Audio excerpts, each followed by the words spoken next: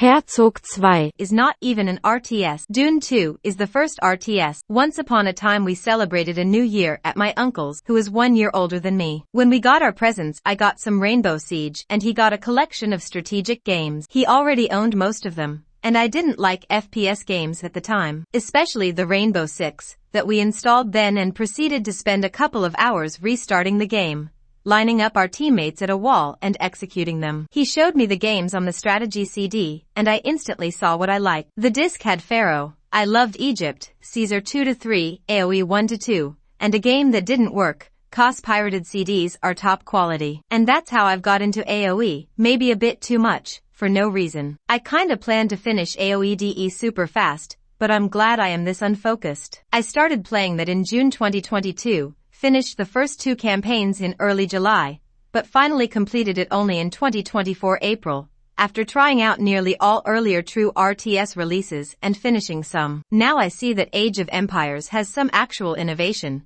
It's not just a better Warcraft 2 in a new setting, banking on the popularity of Civilization games. Today people see this control scheme as the most intuitive and obvious for the genre. But in reality the split between Warcraft 2 and CNC control schemes remained for years. The RTS market was literally made of CNC clones.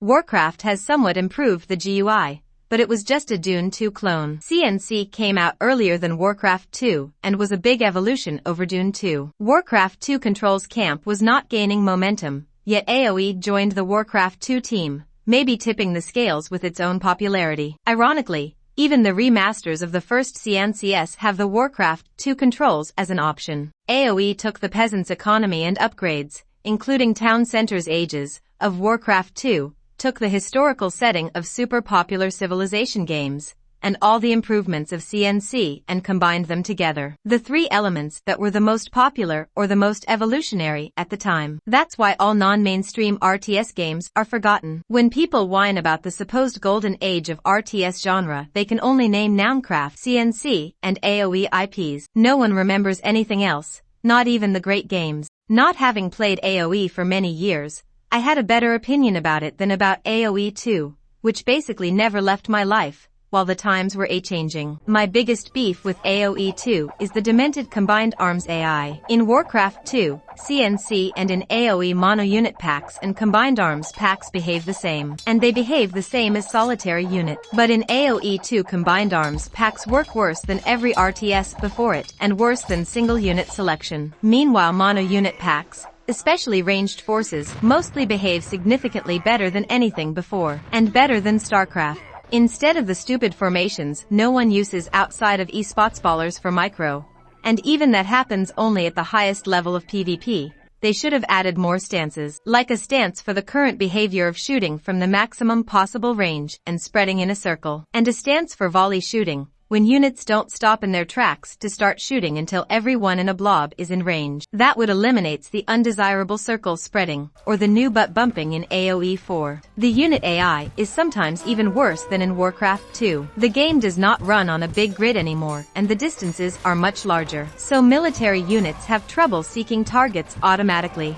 The setting starting with the Stone Age and chariots is pretty rare still, especially in RTS games as opposed to historical war games. The Stone Age militia is not that stronger in combat than a peasant. And unlike other games in the series there's nothing to upgrade in the first age. The task is to reach the Tool Age. Interesting how in real life and in Cossacks peasants change allegiance in presence of an army. But in the AoE series, the peasants are the most dangerous unit. As long as even one peasant exists, the enemy cannot be defeated. This is the first RTS to promise that many factions, and to achieve that, it's the first RTS in which the factions have absolutely nothing unique about them. All you get is minor stats differences and just 4 sets of architecture. Even wonders don't have unique sprites, but are a part of the architecture set. And maybe that's why there are only 4 original campaigns, 1 per architecture set, to not let out just how much the civs are copy-pasted. Ironically, AoE 4 made all its fairly diverse civilizations feel very copy-pasted, because in the post-final age almost all of them have access to basically the same units, or they're close replacements at best. But here, post-Iron Age makes the civs feel different, especially depending on the opponent's civ. The differences between the civilizations are not additive, but subtractive. Every civ has access to toy units, stone axeman, archer and scout, but not everyone has even the next tier unit available. Greek have none of the better archer units. Persians have no academy. Egyptians have no ultimate units at all. While I understand that the toy units are their own category due to the different costs, it's still annoying that the next tier is not an upgrade, especially with bowmen, better bowmen. Peasants throw spears at animals. Why not have a spearman as the toy ranged unit? And well, archery is probably 60,000 years old, should as well start in Stone Age. When you start a match you have to think which available ultimate unit you want to invest into, and what units your opponent will use. The cost of the last upgrade is so extreme that outside of artificially dragging the match out, you will pick only one. If you chose academy units, they can be stopped by helepolises, but if you went full helepolises, a few upgraded stone throwers can melt your army. Your cheap chariots can be a dangerous army, but an opponent with elephants will melt them faster than you can produce them.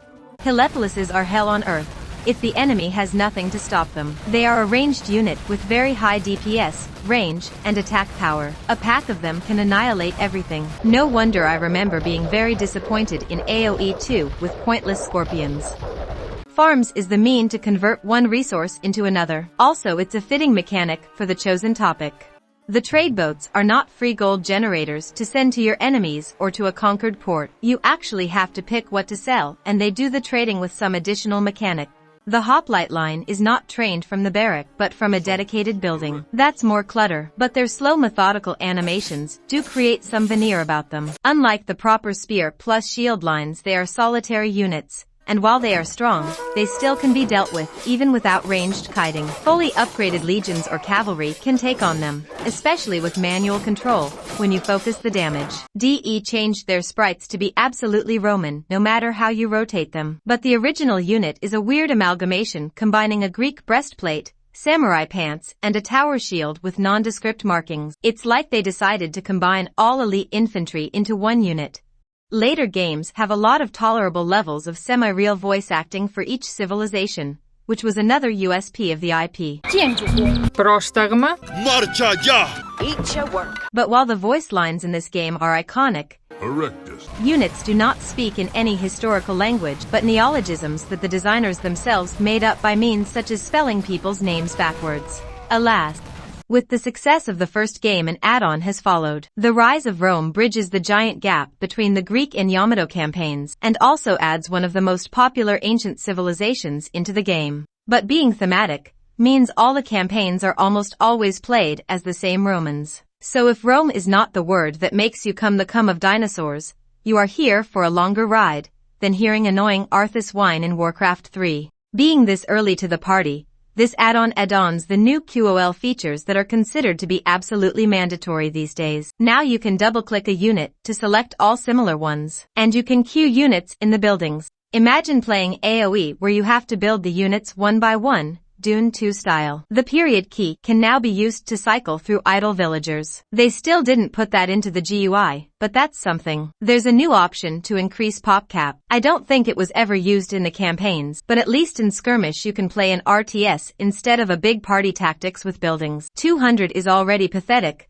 but with 50 you have to play an idle to get to the ultimate units, since you can't build a big economy. There are some new units added. Armored Elephant is the new ultimate upgrade for the melee elephant. It improves the AoE and siege damage. All civs that got it already had an alternative. It could have been the main unit for Egypt, but they didn't get the memo. Camel Rider is a new unit which is effective against cavalry. Probably. Scythe Chariot is an X-ultimate. It's not shiny anymore. Upgrade of the chariot with an AoE attack. Since Egypt is a chariot-focused civ, this is basically a gift to them, to have at least something strong in the Iron Age.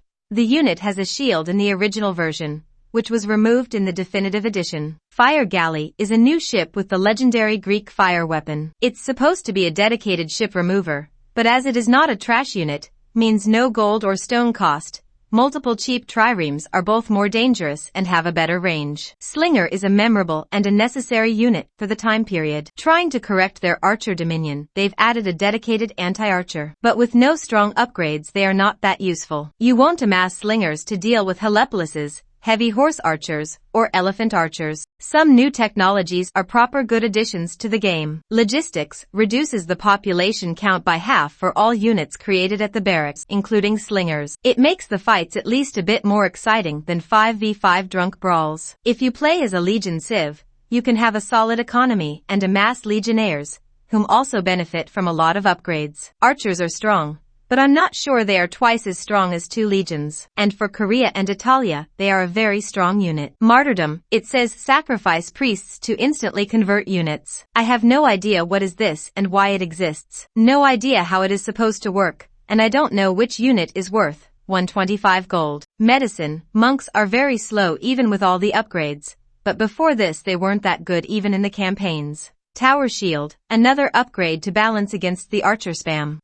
There are 4 new civilizations, and 1 new architecture set with the same new wonder. So it's kinda one civ with 4 variations. The set is pretty, but a bit confusing, and some of the buildings look like they are missing the floor. The historically popular Carthaginians offer elephants, especially the new ultimate upgrade, Helepolis and Academy units, which makes them pretty slow-moving. Macedonians is another popular civilization that was missing from the game, and they have no churches, which is fun but doesn't actually influence the gameplay. They were never supposed to have legions, since their indestructible hoplites were made obsolete by the mobile Roman legions. As such, they have improved Academy units, but also they have the heaviest cavalry, and the horsest archers, and the ultimatist elephants. Palmyrans can be barely considered a real civilization, or at least not a great one. It was just a part of the Roman Empire, and probably that's why they were added. They reuse the Roman architecture set, and are useful for the campaigns. Horsest archers and elephantist elephants. If you count side chariots, well there's that, too. Romans have the attack speed bonus for the sword line, and that's what they have. With no real archers, they have Alchemilus Helepolises as the ranged option. Scythe chariots are the strongest cavalry available. Interesting how Romans have no bonuses to centurions despite being the only civ that should have those sprites. Even more so in DE, where the shields now have distinctive Roman decorations. Wikipedia says that mobile Roman legions made Macedonian hoplites obsolete, and the Roman legion wore these exact armors and shields used for centurions. Though, you can say that legion represents the later Roman legions, the ones from AoE to DE.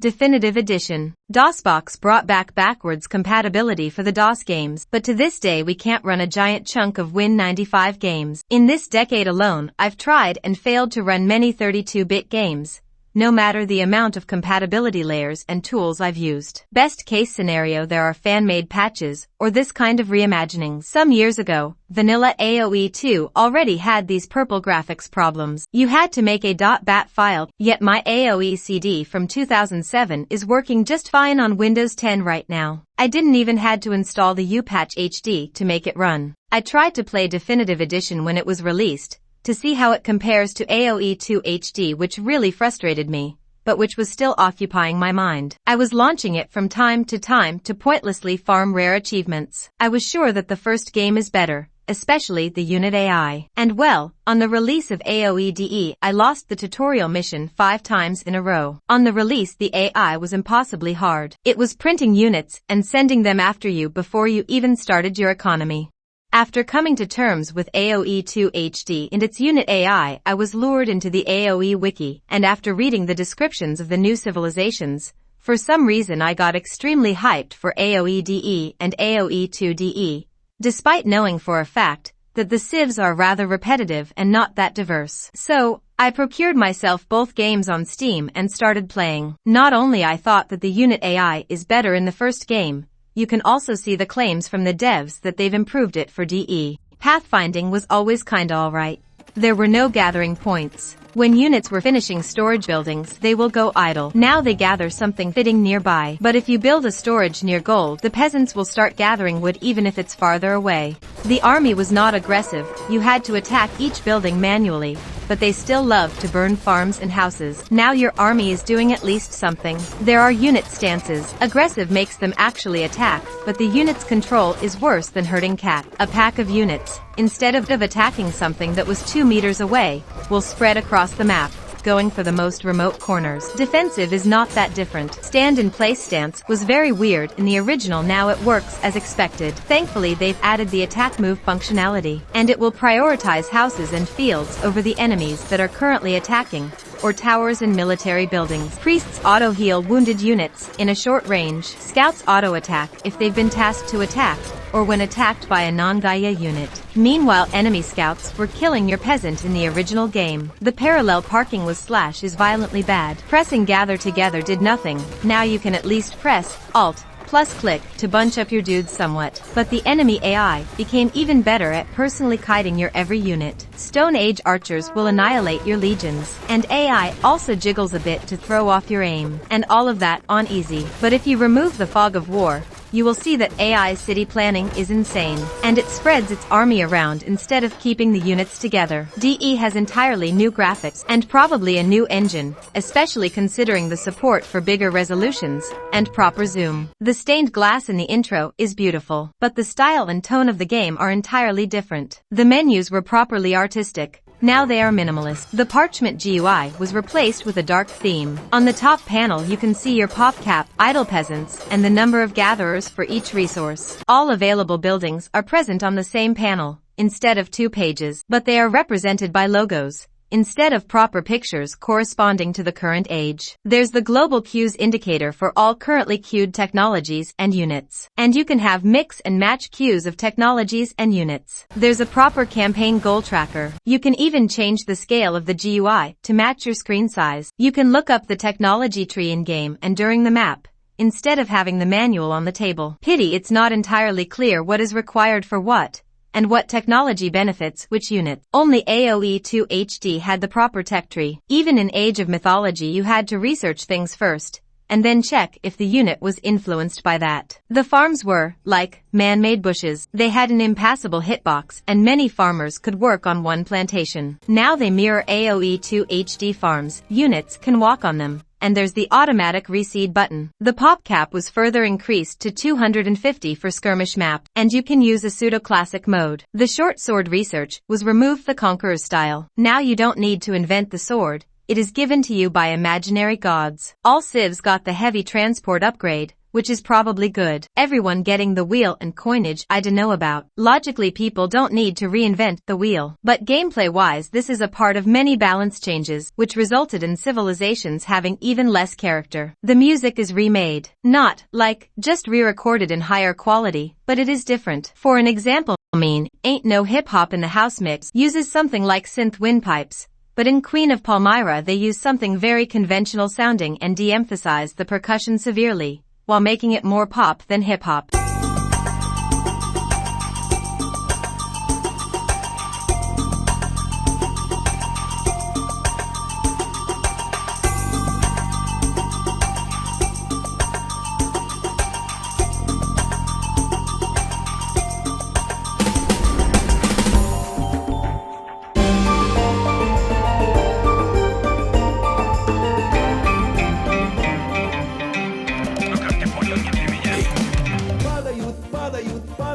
Падают листья.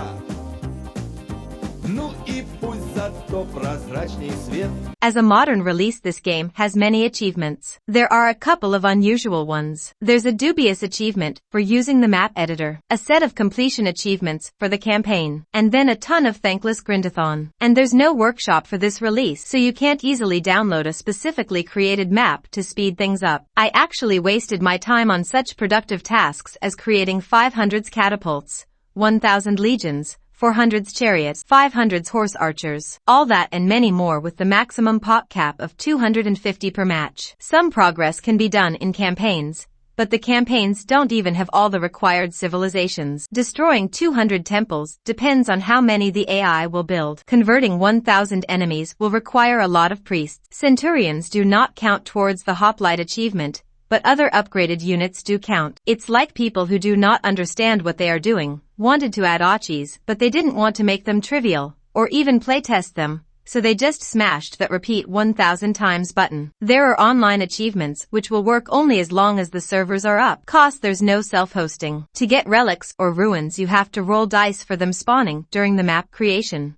I was going into this game thinking that I will get all the AoE content and none the headache, but all I got is some of the content and some of the headache. The AI is made to be almost as bad as in back in the day, but the game is nothing like the original experiences. And then there are the remade campaigns. There are no cool original cutscenes, not with fixed aspect ratio, not re-rendered, not reimagined. There's nothing. Almost all the storylines are rewritten, but at least the new sarcastic narrator reads the plot. There's no indentation in the text, so they look awkward as hell. The scenarios themselves are often remade, and, like, a half of them are entirely new, not even reminiscent of the originals. The campaign screen had cool tactical maps. The new geographical ones are sterile and have super small text. I can't see anything on 1600 by 1200. The AoE campaigns have raw content in them, but at least both demo campaigns were reworked to be a worthy addition to this game.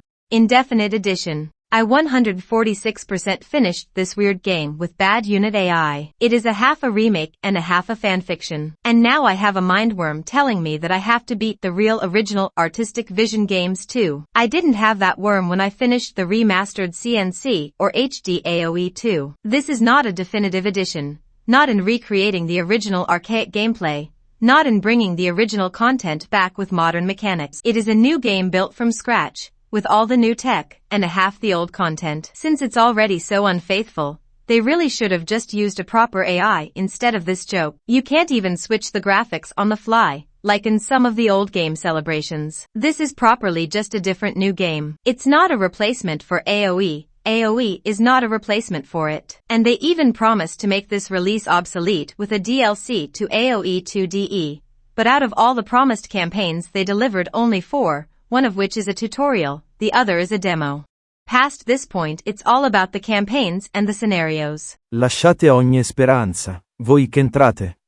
For some reason I've never finished the campaigns. Even if I didn't have the translation at one time, I sure did acquire it later. And, well, the games were finally officially released in late aughts, and I've bought 2 copies of AoE plus Roar. And I did finish some games without knowing the language. For an RTS game there are very few tactical maps compared to the sequel and to the CNC games. They are fun sometimes, but not when it's every other one, and you have a very small army against the cheating AI and only RTS controls instead of necessary RTT controls. 8 scenarios per a campaign is a bit much. They could have had proper, less gimmicky and shorter campaign covering each civ. Some campaign maps can be won by domination instead of the objective. Tutorial campaign, Ascent of Egypt.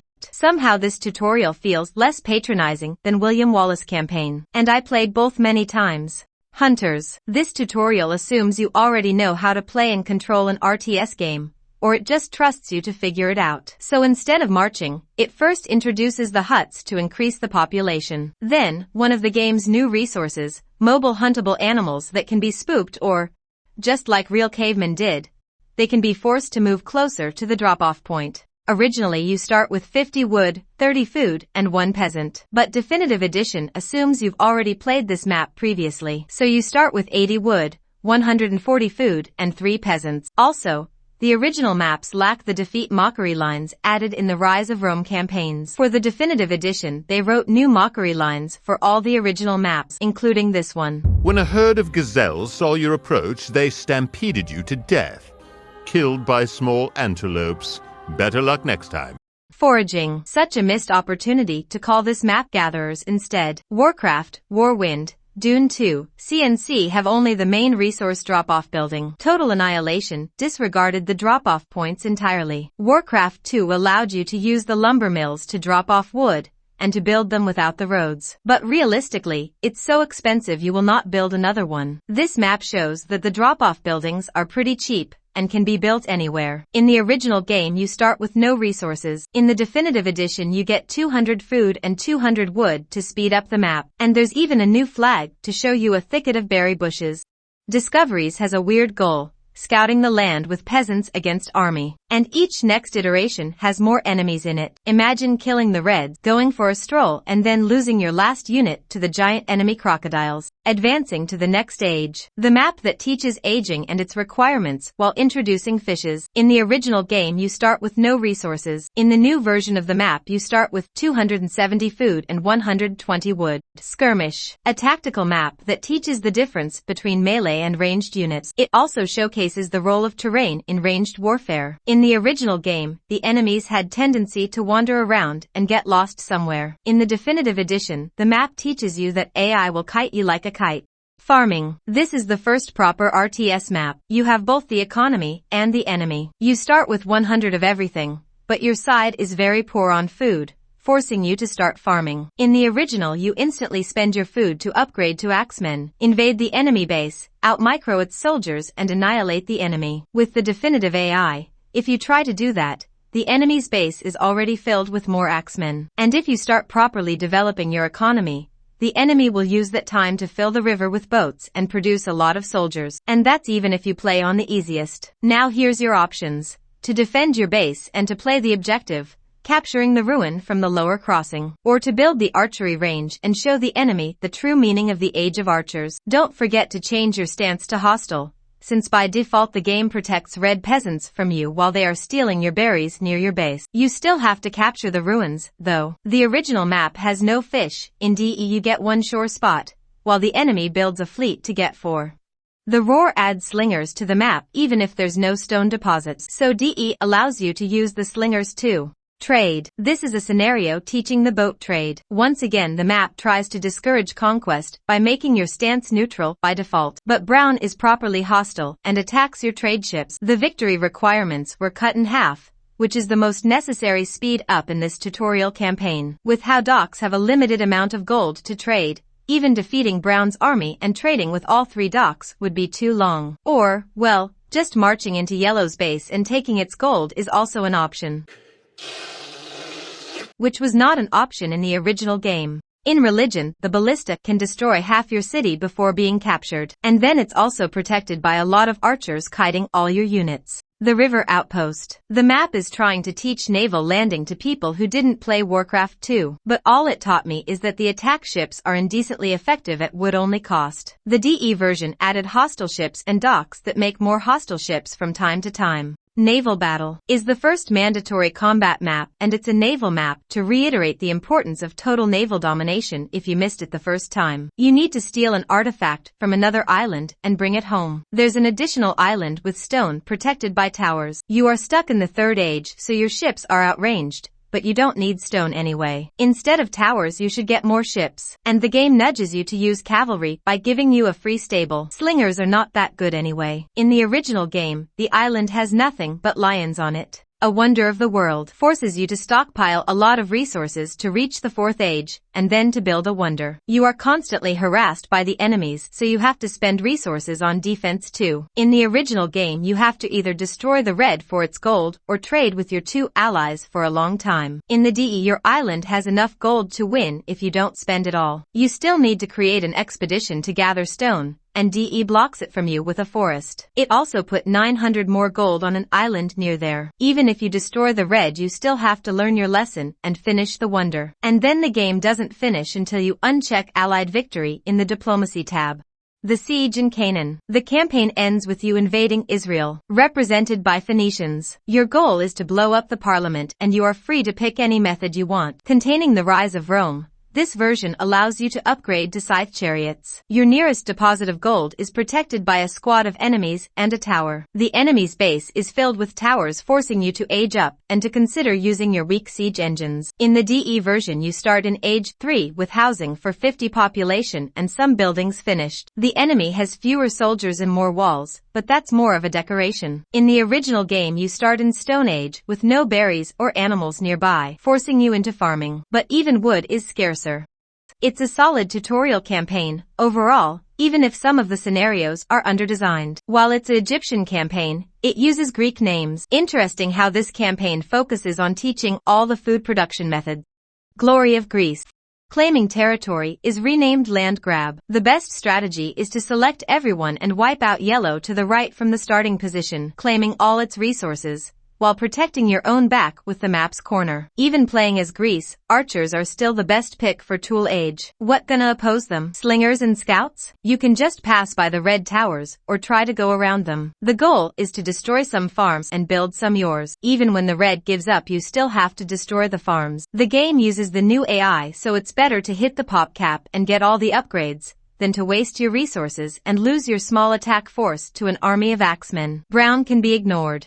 Acropolis is the renamed citadel. The goal is to take over the ruins and to build 2 towers nearby. In the DE, the ruins are highlighted from the start, but they are protected by hostile towers, so a raid with 1 peasant will not work. The challenge is that you are lacking stone and gold. The enemy starts harassing you pretty fast. With you being stuck in the Age 3, war galleys play an important role in offense and defense. They can protect the new fishing spots introduced in DE, and control the river crossings. After upgrades you can use them to clear out the nearest gold deposit, and then harass enemies' base. Amassing trash archers is very good for defense, but they have lower range and are significantly worse against buildings than war galleys. You have to mine some gold and amass swordsmen or hoplites and upgrade them. Then either send a naval raid with a peasant to the goal, or go through enemies' base destroying everything.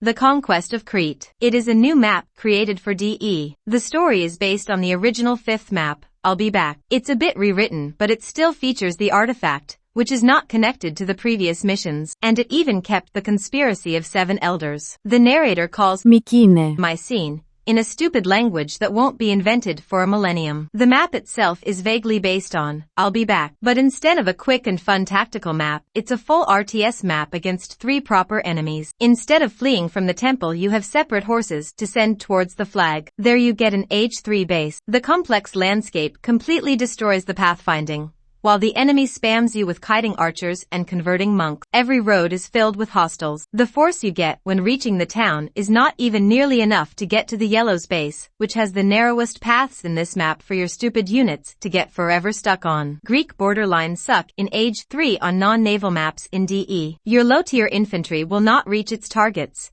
and your low-tier horses have 0 advantages when they get stuck every 2 steps. You either stuck in a drawn-out siege or you are stuck in a risky drawn-out siege. Either you upgrade your starting force and destroy brown and red to get access to the entire forest filled with resources and neutral units, then start besieging yellow, not letting it come down from the mountains. Or you create a 10 of onagers, reach pop cap with archers, or with slingers, taking advantage of logistics, and go through the side road to the mountain, destroying everything yellow and trying to kill all the archers and monks who are attacking the onagers.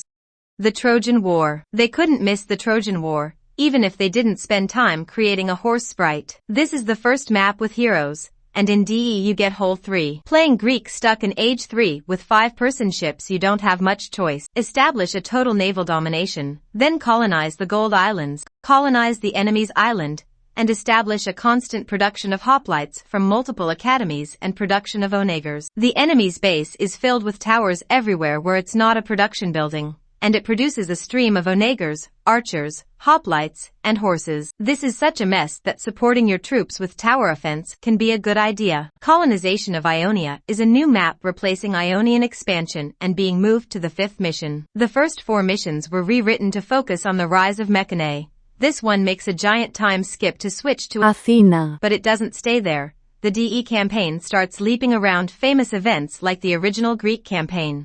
Just like the original 3rd mission, this map is focused on naval warfare. But where you had to establish a government, now you have to destroy it. It's another time DE with its enemy AI turns a cool map into the forgotten tier, dragged out total warfare experience. Now you have an ally. I put my troops inside the allied transport, and there is no way to get them out. Finally you can reach Age 4, but you are on a cramped island with few resources and you suffer constant attacks and backside marines landings. You have to somehow build a fleet and reach the 4th age. Once you get triremes, clear out the sea and dominate the shores. Then make a landing near the gold deposits on the enemy's island and build an army of choice out of multiple production buildings. The Siege of Athena. Under the new management, depending exclusively on your luck, this map can be unsurvivable arse destruction or easy kotka. Drop down the speed to the lowest. Send the scouts back to the base. Send peasants to the north of the base. There's gold, wood, and food. Pull all centurions outside the city. Concentrate all bowmen near the left tower. Send the monk to the centurions. Send all horses to the forest. Send all triremes to the left shore. Wall off the remaining road into the city. Now fight back against the first wave. Once everything quieted down, build siege workshops and buy helepolises for all gold that was in the mines. Send your entire force to attack the enemy. While they are dying, build triremes and send them to the left shore. Try to destroy the onagers with the ships, then help your towers. If Yellow Fleet didn't attack yet,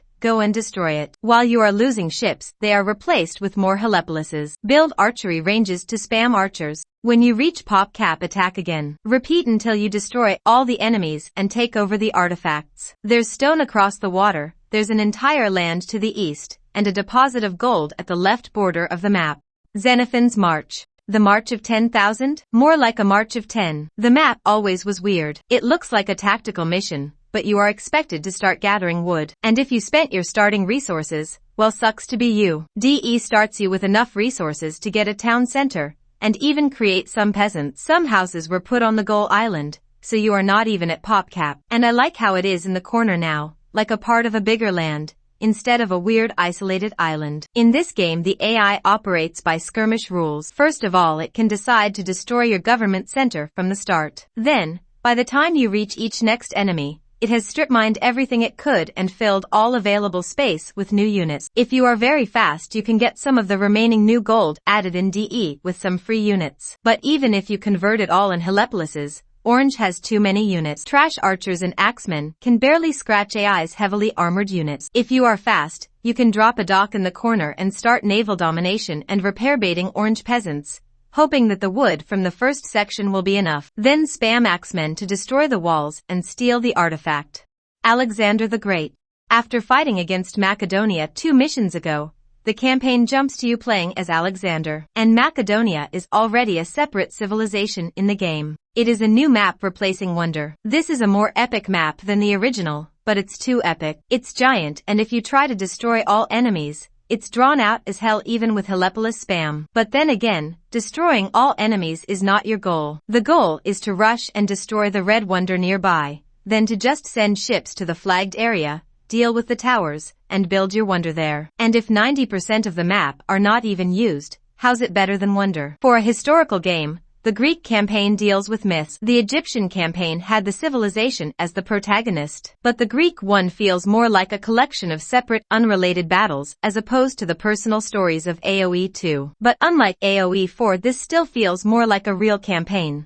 Reign of the Hittites. Originally, it was a demo and a tutorial. It was remade as a small campaign in the DE. Well, remade, as in, they recreated the third map, and then just made 2 entirely unrelated new maps. Opening moves is a proper priest opening. You start with no peasants, and you need to steal peasants. You are limited to the 3rd age, and it has the suffocating original pop cap of 50. The map is pretty, short, and sweet. Raid on Babylon is really annoying. I dunno what they did try to say with it, but they didn't. There are free units, so maybe you are supposed to use them for a raid. But then the relic is heavily defended, and your free army is trash. If you start building up, the AI will soon start sending their own raids on you. The pop cap is 50 against 3 AIs, and it really sucks. You can't get a real economy and a proper army at the same time. And hittites suck in Age 3, with no good units, no basic upgrades, and no ballistics. You don't even have improved fishing. Playing a ranged civ without ballistics against this matrix AI that avoids bullets is tough. I had to restart the map a couple of times because getting enough resources to advance to Iron Age is extremely challenging. You need to spend your resources on defenses all that time.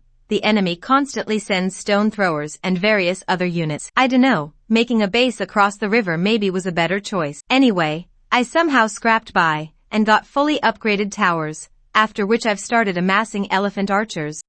The way enemy AI works, using non-fully upgraded melee units is basically pointless. One caveman bowman can kite your entire army, be it horses or swordsmen. And then the AI doesn't use just one, and it plops towers right inside your ranks, and there are monks everywhere, and ballistas for the dessert. After a very slow and long game, I destroyed everything that moves and finally stole the relic.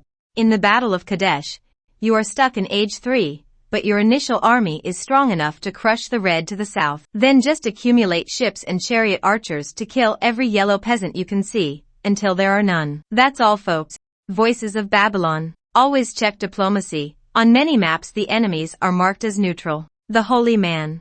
The holy shit, man. It's a monk attack map, and I still remember this map from the childhood. It was never good, but now it's broken. You have only one priest and your task is to capture a villager. But when you try to do that with the RNG capture time, you have a 50-50 chance to already lose the monk to just one guy. And then, after a successful capture in this version, there's a 50-50 chance that every peasant from the entire map will run to beat the holy shit out of you. This is pure RNG, just restart until you get a short capture time, and AI glitches so the 50 peasants who want to kill you fall asleep where they stand. But that's not all. Once you barely get your base up, it's axeman o'clock against your peasants and one monk. If you survive that by having luck with short conversion times on axemen, before you reach the next stage you get raided with cavalry and slingers. Then again, once you save/loaded enough times to appease the RNG, you better get a wall of towers and then just try to build an army while the towers defend your base. You are stuck in age 3 with the tiny pop cap against 2 enemies. I went composite bowman as a strong option at this stage for the baby civilization. The Tigris Valley. They use the Akkadian name Sumeru for Kangar, and then even pronounce Shumers as Sumers, ahaha. After the holy hell, the second map is pretty chill. The red relic can be stolen by a transport ship alone. Now you just need to assemble a fleet and harass Brown, then build barracks on the shore and spam infantry with some support from triremes until you can steal the second relic. Vengeance is a new map, and it seems like it's the consequences of the second Hittite scenario. While the city looks the same, the geography is entirely different. The first goal is to defend against Marines and build a fleet. There are some free weak units on the Middle Peninsula, but with this AI that won't help much. A good fleet can make the AI depressed and it will resign. In general, the naval battles in AoE are the most fun out of many RTS games, especially of that time period. The main ship costs only wood and even its T2 is decent. With all the upgrades it's pretty strong for a pure wood price. And then there's the specializations with juggernauts and fire ships. I Shall Return is cool. You have to flee, establish a base, defend against Marines, reach the Iron Age, and retaliate. By the time I got enough food for the Legion upgrade, my ships has already domineered the coastline, and the AI has resigned with no units left. I think the Great Hunt was supposed to be a shorter raid map with a non-producing AI. But you can get a priest can get a peasant, and a peasant builds a town center, and that is getting out of hand. Now there are 2 of them. By the time I reached the scripted peasants, I already basically finished researching everything. It still took a lot of chariots and a lot of legions to clear the last island out. The caravan is a simple raid scenario. You have 2 priests, so you can steal every unit on the map. In Lord of the Euphrates, you need to destroy 2 enemies. One is on the other shore, the other is on your turf. After upgrading the swordsman, it's easy to secure this shore. Also, there are some free units on the right and there's a free transport ship in the north corner. The low pop cap makes the economy really slow. Originally, the conquest of Nineveh had no villagers. But in this version, you just start your economy, get defenses against the yellow Marines, and then conquer the isle to the right, where you get a ship and an army. Clear out the coast, build military buildings there, and push towards the unfinished wonder. Outside of the broken AI in the first map, this is a cool story. A rise and fall of the civilization, starting with just 1 priest and going through the whole history. Yamato, Empire of the Rising Sun. When they made the game, they didn't know that the sequels will go spheres deep into the first game's timeline. The Greek campaign ends in -300 BCE, while Yamato campaign soon goes into CE and ends in the 700s. Stone Age naked cavemen are not exactly representative of what you want to see from a Nihonese campaign, and neither centurions or triremes. The assassins. Typho. You start with a pathetic non-regenerating AoE 1 hero that can easily be killed by lions in the first 30 seconds. So, to beat this scenario you need to find the map on the internet and see where are all the Gaia units and the broken monk, whom you can kidnap and deposit in a different place. It's an ass level to play it blind because it's an exploration trial and error puzzle. But if you look up the map it's easy and short. Just create ranged units and kite a couple of guys. Island hopping is a scenario of go there to know where, get that to know what. You start with a small army, and you need to explore the map and find 6 artifacts, 2 of which are not marked as Gaia on the map. You don't need to bring them anywhere though, so just taking them over with a ship counts. Capture is a double priest scenario, entirely different from the original. All the Japanese enemies are playing as China. Typho. The Mountain Temple is another remade map, and the Japanese enemies again are playing as China. It's the first Nihanese scenario where you finally get to play Age of Empires RTS, and you are already in the third age. Right after the start, Yellow's entire force and all its peasants come into my base. It's possible to kill them all, leaving the Yellow's base open to a counterattack. But at that time Brown will send more Marines. One horse is capable of defending against the first waves. A couple more with some upgrades can defend your shores. When ready, mount a counteroffensive. The Canyon of Death is a tactical map. Again, you have some good archers, so kite the enemies until you reach the boats. Use the boats to take over free units. Haul everything to an island and watch the battle. Coup is again a new map. In this new plot you flip-flop between the factions, so your enemy is you from the previous level. It's an interesting gimmick map. You are inside your future enemy, so you have two choices. Pay tribute in gold while you flood the target building with your cheap troops, or migrate across the river where you can get some free buildings and build up a proper army. Jinshin War. You are in the Iron Age, and you are given a group of horses and a suggestion to defend one AI and raid the other one. Just going all in upgrades for the starting horses allows you to win the map fast. Fujiwara Revolts is a simple map. You start in Iron Age, get resources, build an army. In this new plot you flip-flop between the factions. The Rise of Rome. The campaign already starts with a remade and a rewritten map, The Birth of Rome. Your goal is just to build some towers, but you are in the middle of all the enemies and your stupid units will chase random peasants while the enemy force is in ore base killing ore dudes. The best decision is just to rush the objective. Pyrrhus of Epirus gave me severe flashbacks, and yet, here it is, the Lion's Den from Age of Empires 2 HD. The African kingdoms, but this time with pathetic pop cap of 50 and a very slow economy. In the Siege of Syracuse, you have to fight against lost guns. The map doesn't look like the real Syracuse, but it seems to be inspired by ancient Carthage. The Battle of the Metaurus is another all-new map. After starting you at the 4th age on the previous maps, now you've regressed back to the 3rd age. It's a giant annoying map, as if created to flex their new engine and modern hardware. The design is complex, but untested or just done bad. Ships can't go by the river because of the giant hitboxes. So, what was the point of the forward base? You face against two AIs, both are strong Carthaginians, and you can't win against them if you play for fun. They spread like cancer and regrow, while employing strong units to harass you, while you suffocate under the pop cap 50. Fun is not allowed, so don't waste your time on infantry or cavalry. Just go all in on Helepolis from the start and wipe the slate clean. The Battle of Zama is another new map. You face against two Carthaginians, so send the scout to take over the free units highlighted on the map, and rush to Heliopolis, to Carthago de Lenda Est. Mithridates geography looks like you are wiping out Istanbul for not being Constantinople. You have a starting army, and the tips talk about making a landing attack, but you also have peasants, and enough army to wipe out the left shore and beeline to Helepolis, with which you can just colonize the right shore and send your ICBMs towards the goal. Out of the campaign's 6 maps, 3 are just new.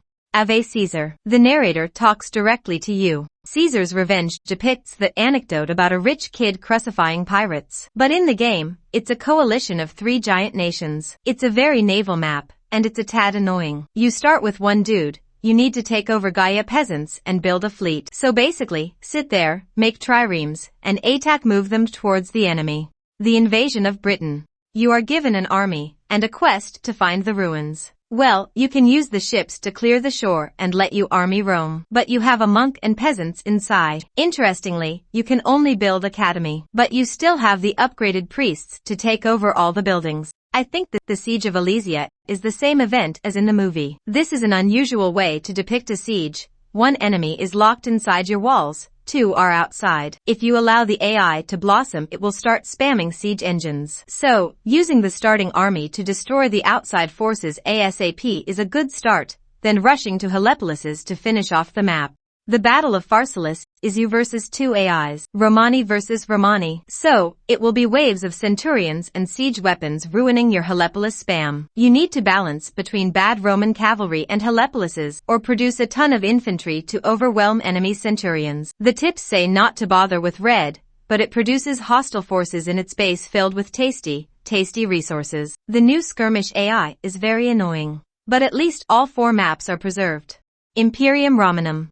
The Battle of Actium is an absolute asshole map. You are going 1v2 Red is Roma, so Helepolis's will not help you. He instantly fills everything with towers and catapults. Meanwhile, Brown constantly sends juggernauts from two opposing sides to kill you, and you have to micro each one while microing your defense for an hour.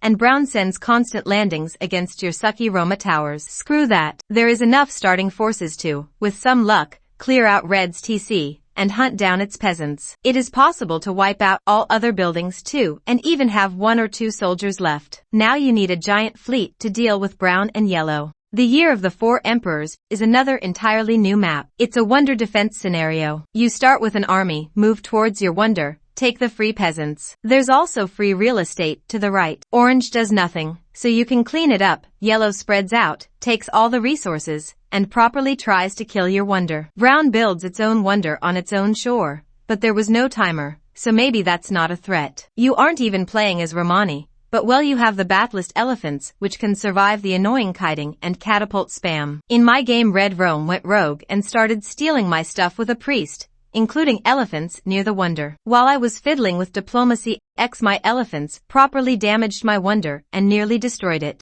Ransom at Ctesiphon. You start with a squad, but very soon you get peasants and can start to build up. Before long, you will be attacked by a lot of horses out-kiting your legionnaires, and by yellow juggernauts. The initial force is enough to go and wipe out Yellow. Building several towers ASAP will help against the flood of horses. Then just kill everyone and escort the artifacts. Zenobia, Queen of Palmyra, is yet another remade map. You have a lot of resources on the map, so just get peasants, upgrade the army and go conquer. The game refused to let me win until I hunted down every fish boat and every transport ship. At least it didn't tell me to destroy all the red walls. The coming of the Huns. You will be laughing, but this is another new map, and it is a remake of Age of Empires 2, The Conquerors, the Catalonian Fields. You start with some resources, so you can instantly upgrade your swordsmen and economy and get more peasants. The AI tries to raid you, but you can build more walls and towers. Pretty soon Huns start building a wonder, but Brown army has already destroyed it after it was finished, and then Yellow joins in. I suspect that if I didn't run towards the red to participate, the scenario would win itself on easy. Out of the 5 maps, 2 are entirely new. The others are reworked or play differently to the original. Enemies of Rome.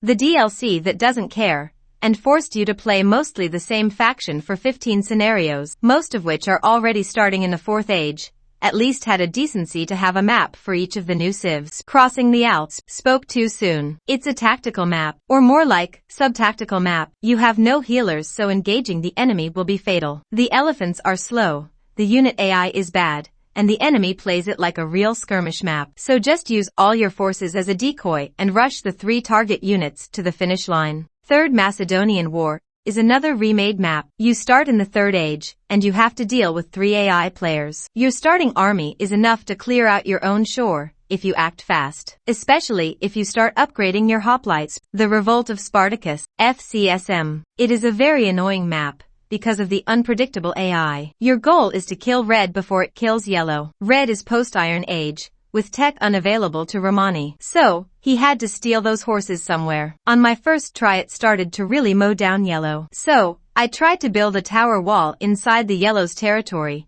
but Red priests took over them all in seconds. On my second try I decided to go Helepolis, but Red didn't even touch Yellow this time. The moment I've got Hele's production running, a giant army of maxed out horses stolen by Romani just mowed down my base. On the 3rd try of Hisuzmas I started to invest into Legion fast, hoping to get at least some swordsmen before the horses come. But Red decided to do nothing for the whole time, and Yellow started killing it. So then I had to march several times around the entire map, trying to hunt down every Red soldier scattering about. Indefinitive, Lord of Palmyra, is another new map, of course. The AI starts attacking you with horses, so I decided to try camels. After getting to 50 pop and cleaning out the enemy's base, I had to create a new ranged army because AI still had a ton of ships, and not of the desert kind. At least they didn't swap all 4 maps to Romani. You can expect anything from them at this point. Alps is broken. 2 maps are entirely new. In Spartacus you are playing as Spartacus instead of defending the city from rioters. The mismatching attacking army doesn't fit the new story. The First Punic War. It's a small campaign as Carthaginians, based on the demo version for the DLC. Imagine the time when there were demos for DLCs. The Battle of Agrigentum is yet another new map, Who would expect it? You start already in the Bronze Age. Your army is big enough to destroy one of the AIs, especially after researching the available upgrades. Then the other one starts harassing you. There are 6 free horses behind the forest on the left. The Battle of Miley is, a new map. It's a very naval scenario against 2 AIs. The task is to steal the 2 artifacts, but they are inside the enemy's tiny cities, so you destroy the enemies anyway. The Battle of Tunis looks partially similar to the original, but there are still changes. You don't have to wipe out Yellow, but behind his city there are free phalanxes that can go over the pop cap. And well, if you defeat everyone, you win before you get your wonder finished. Mine was only half done when I've already wiped out the opposition. Out of 3 maps, 2 were remade from scratch. AOEDE is another example of indefinite edition. It doesn't offer content parity with the original, and the maps are often working differently to how they should be. The AI is way more skirmishy and more aggressive. While this game offers a ton of modern QOL changes, the game has lost a lot of its charm. And from the other end it is being cannibalized by Age of Empires 2, Definitive Edition, Return of Rome offering AOE 2 DE QOL changes, while also being stillborn.